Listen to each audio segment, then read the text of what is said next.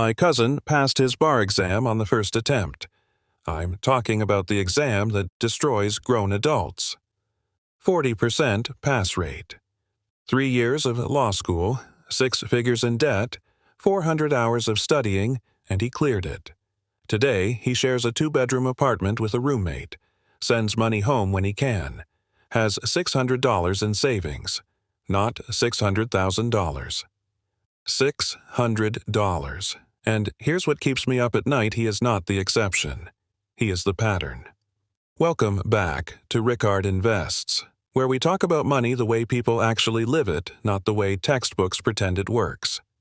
If this is your first time here, subscribe right now, because what we're about to get into today is one of those conversations that will rearrange how you think about your career, your income, and your future permanently. Let's go. Section 1. The agreement you made that nobody told you about. When you enrolled in that degree program, medicine, law, engineering, pharmacy, whatever it was, you signed an invisible contract. The terms were simple. Spend your 20s sacrificing, and your 30s and 40s will be secure. Your parents believed it. Your lecturers sold it. Society stamped it approved. And it worked. For about 40 years, it actually worked. A medical degree in 1985 meant lifetime job security. An engineering degree in 1992 meant a pension, a mortgage you could breathe through, and a retirement that didn't require a miracle. That contract is now void. Not weakening. Not under pressure. Void. And the dangerous part is that millions of educated professionals are still living as if it's in force, making financial decisions based on a guarantee that quietly expired. Section 2. The 3 earthquakes that broke the old deal. Here's what actually happened. 3 things hit at the same time, and together they didn't just change the rules, they changed the game entirely. The first earthquake. Credential inflation. In 1970, 11% of Americans had a 4-year degree. That made a degree rare. Rare things are valuable. By 2024, that number was 38%, and in several professional fields, a bachelor's degree doesn't even get you to the interview room. You need a master's. Sometimes a second certification on top of that. More supply. Same number of premium jobs. Basic economics tells you what happens next. The price of a credential collapses. Your degree didn't lose value because you did something wrong. It lost value because 40 million other people got the same one. The second earthquake. The debt-to-income inversion. The average medical school graduate in the U.S. finishes with $200,000 to $250,000 in student loan debt. You're starting your professional life underwater before you've earned a single paycheck. And here's the brutal math that no orientation speech ever includes. If you start a job at $80,000 a year with $200,000 in debt at 6.5% interest, you are paying $13,000 a year in interest alone.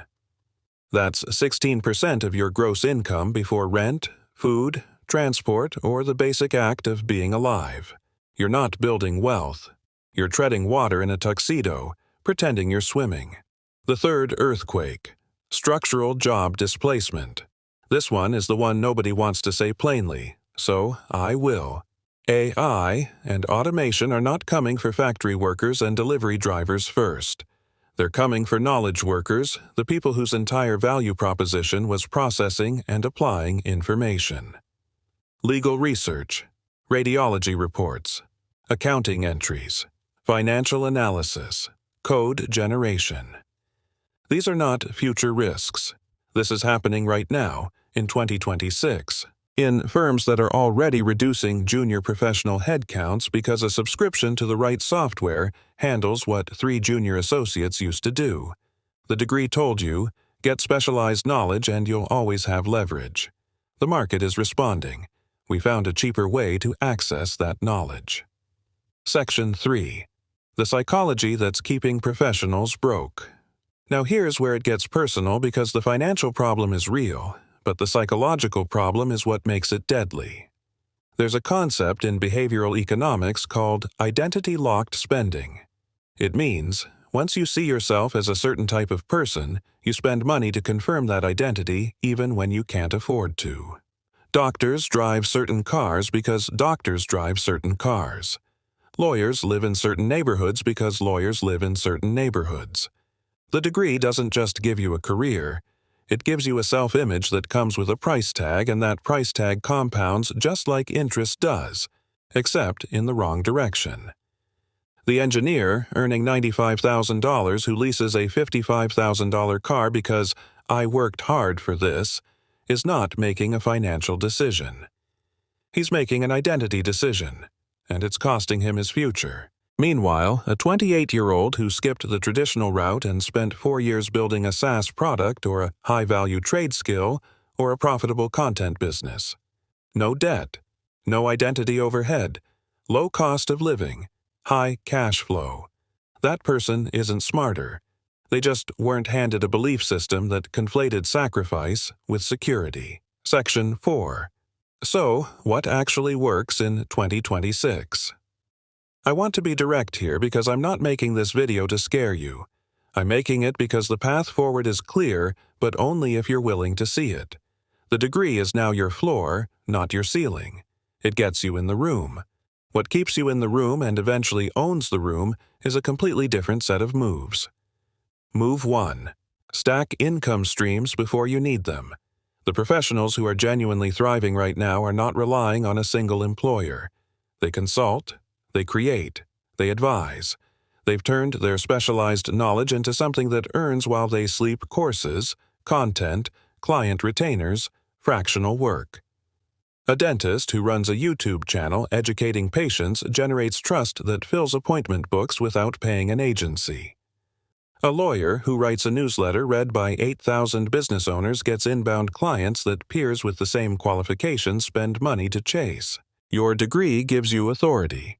Use that authority beyond the 4 walls of one job. Move 2. Divorce your identity from your income. This one requires honesty. If your spending is held hostage by how you need to be perceived professionally, you will never build real wealth on a professional salary. The trap is tight. The degree signals status. Status requires spending. Spending kills savings, and the absence of savings keeps you dependent on the very job the degree was supposed to free you from. Drive the car that gets you there safely. Live in the neighborhood you can genuinely afford. Let the portfolio be the status symbol, not the zip code. Move 3. Invest like your salary is temporary, because it is. Industries change. Companies downsize. Economies restructure. Every professional salary should be treated as a time-limited resource, not a permanent state. The professional who invests 25% of every paycheck into index funds builds an emergency cushion of 9 to 12 months of expenses and starts a small side income within 3 years of graduating. That person has options. The one who waits until they feel stable to start investing? They'll still be waiting at 45, wondering why $2 million feels impossible. The compound interest math doesn't care about your credentials. It only cares about when you start. Section 5. The reframe. Your degree is real. The skills you built are real. The sacrifice was real. But in 2026, those things are inputs, not outcomes. The outcome depends entirely on what you build on top of them. The professionals who will retire wealthy in the next 2 decades are not the ones with the most impressive credentials. They're the ones who recognized the shift early, stopped waiting for the system to reward their loyalty, and started building something the system can't automate, outsource, or phase out. That's ownership of your income, your time, your skills, and your future. The degree opened the door. Now you have to build the house. Before you go, I want to hear from you, and I mean this genuinely. Drop your profession in the comments and tell me, does your degree still feel like a safety net, or has something shifted for you? I read every comment, and I can already tell this one is going to start a real conversation because this is the thing people feel but never say out loud. One word, one sentence, or a full story, drop it below. And if this video rearranged something in your thinking, the video I dropped last time will hit even harder.